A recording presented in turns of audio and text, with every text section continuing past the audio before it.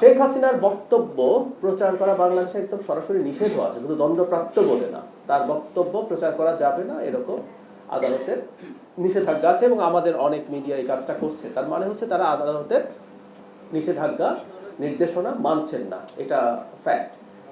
সরকার এটার ব্যাপারে তার মানে তথ্য মন্ত্রণালয়, যেহেতু এই মিডিয়াগুলো তথ্য মন্ত্রণালয়ের অধীনে আছে, আমরা প্রাথমিকভাবে এই আহ্বান জানাই, এটা ইনফ্যাক্ট আমরা ফর্মালিও জানাবো, এটা নিয়ে আমরা কথা হয়েছে, তারা যেন এই কাজটা না করেন। আমরা এটা নিয়ে খুবই কঠোর কোনো অবস্থান নিচ্ছি তা না, কিন্তু এটা আবার স্মরণ করিয়ে দিতে চাই এবং আমি মনে করি যে আমাদের মিডিয়াগুলো আইনের প্রতি শ্রদ্ধাবোধ করবেন, শ্রদ্ধা দেখাবেন এবং তারা এই জিনিসটা থেকে বিরত থাকবেন। এমন আহ্বান তো এর আগে আমরা স্বরাষ্ট্রমন্ত্রী সেটি আহ্বান করেছিল, কিন্তু সেটা তো আসলে মানছে না।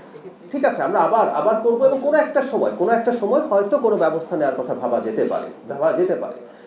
ঘটনা যেটা হয়েছে সেটা হলো এই রকম যে তিনি যখন কথা বলেন, এটা অন্যান্য মিডিয়ায় যেহেতু আসে, মানুষ এখন যেহেতু খুবই কানেক্টিভিটির যুগ, মানুষ কোনো না কোনোভাবে জেনে যায়, সো এই আলাপও কেউ কেউ করছেন। আমি আবারও এর বাইরে গিয়ে, সরকারের বাইরে গিয়ে বলছি যে এটা আসলে শেষ পর্যন্ত ঠিক রাখা যায় কিনা, কারণ এই যে আপনি রেফারেন্স দিচ্ছেন একটা বিদেশি মিডিয়া, সেই মিডিয়া আমাদের দেশ থেকে দেখা সম্ভব এবং অনেকে সেটা দেখছেন।